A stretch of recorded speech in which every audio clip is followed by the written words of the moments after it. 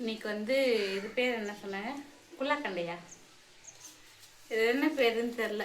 இந்த மீன் பேர் குட்டி குட்டியாக இருக்குது, தெரியுதுங்களா?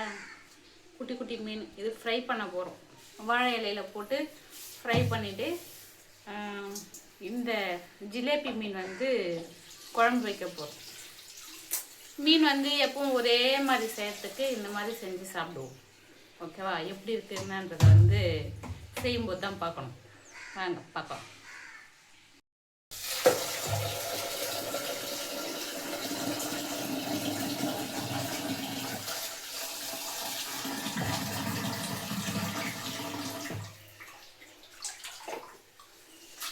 எண்ணெய் ஊற்றிக்கலாம். ஓகே, எண்ணெய் ஊற்றியாச்சு. நான் வந்து மீன் குழம்பு இப்படி தான் வைப்பேன். நிறைய வீடியோவில் பார்த்துருப்பீங்க. இருந்தாலும் பார்க்காதவங்க மறுபடியும் பார்த்துக்கோங்க. ஓகேவா?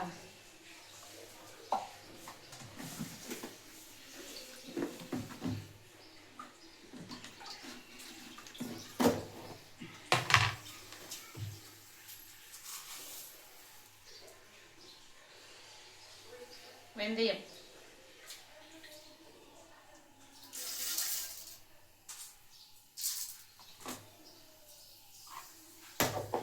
கடுகு போட மாட்டேன்.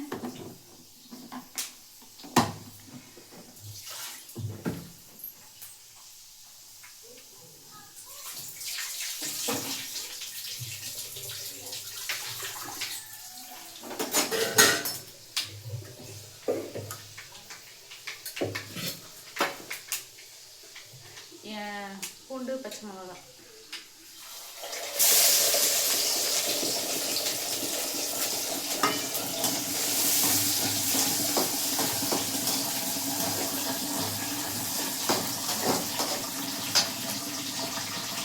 நான் கிட்டக்க காட்டுறேன்.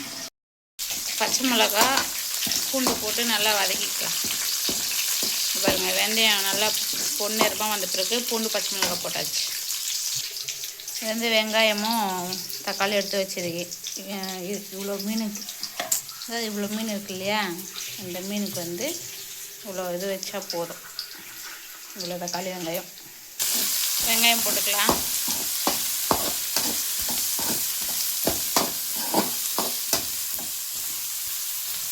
மோஸ்ட்லி மீன் குழம்புக்கு நிறைய பேர் கருவேப்பிலை போட மாட்டாங்க, ஆனால் நான் போடுவேன். இதையே போட்டு வதக்கிக்கலாம்.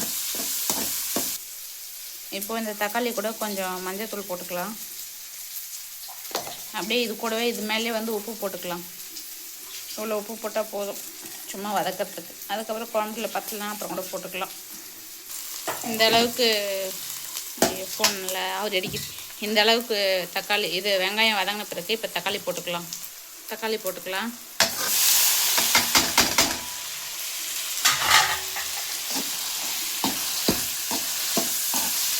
போட்டு இப்படி வதக்கிக்கலாம். கொஞ்ச நேரம் நல்லா வதங்கட்டும். இன்னும் கொஞ்சம் புளி பத்தாது. இதே இருக்கிற அந்த கீழே கொட்டனை இருக்காது, புளி இருக்குல்ல, அது இது வேறு ரசத்துக்காக யூஸ் பண்ணிக்கலாம். பருப்பு போட்டுக்கலாம் யூஸ் ஆகும். இவ்வளோ நேரம் இதெல்லாம் செஞ்சுட்டு இன்னும் என்னது புளி ஊற வைக்கவே இல்லை குழம்பு. பார்த்துக்கோங்க. போடு, தண்ணி ஊற்றுறது கொடுங்க. அன்றைக்கி புளியம்பழம் இது காய வச்சோம்ல, அந்த புளி தான் இன்னமும் கொட்டை எடுக்கவே இல்லை, அப்படியே இருக்குது. சரி, குழம்புக்கு கரைச்சி தானே ஊற்ற போகிறோம், அதனால் அப்படியே இருக்கட்டும்னு சொல்லிட்டு அந்த புளி இந்த தண்ணி ஊற்று.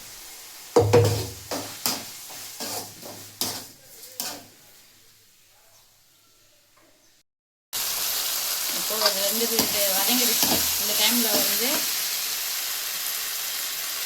மிளகாத்தூள் போட்டுக்கலாம். இது மிளகாத்தூள் தான், வீட்டு மிளகாத்தூள் தான் போட்டிருக்கோம். அவங்கவுங்க விருப்பம் தனி மிளகாத்தூள் போட்டாலும் போட்டுக்கலாம். இப்போ வந்து புளி ஊற்றிப்போம்.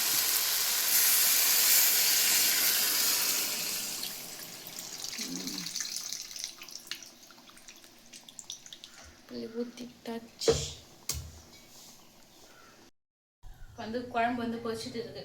இந்த டைமில் வந்து உப்பு, புளிப்பு, காரம் எல்லாம் கரெக்டாக இருக்கா பார்த்துக்கலாம்.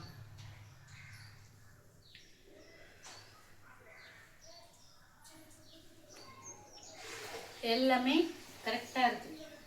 இப்போ இந்த டைமில் வந்து நம்ம கழுவி வச்ச மீன் இருக்குல்ல, இந்த மீன் எடுத்து போட்டுப்போம். சரியா?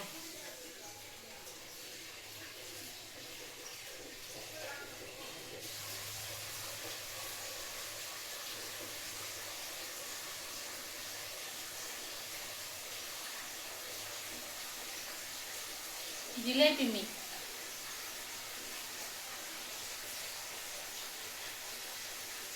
ஏதாவது மீன் போட்டுட்டு உடனே கிளறி விட்டுருங்க. அதுக்கப்புறம் கிளறணும்னு நினச்சாலும் உடஞ்சிடும் மீன், தூள் தூளாக போயிடும். அதனால் போட்ட உடனே ஒரு கிளறிட்டிங்கன்னா அதாவது அதோட இடத்துல செட்டில் ஆகிடும்.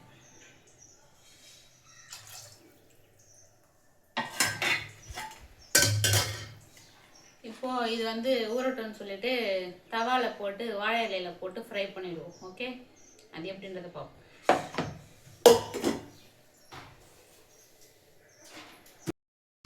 குழம்பு இப்போ வந்து ரெடி ஆயிடுச்சு. மீன் போட்டு கொதி வந்து மீனும் வெந்துடுச்சு.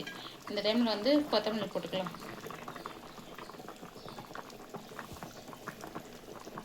போட்டாச்சு. இது கொஞ்ச நேரம் அப்படியே இருக்கட்டும்னு சொல்லிட்டு குழம்பு கேஸ் ஆஃப் பண்ணிட வேண்டியது தான்.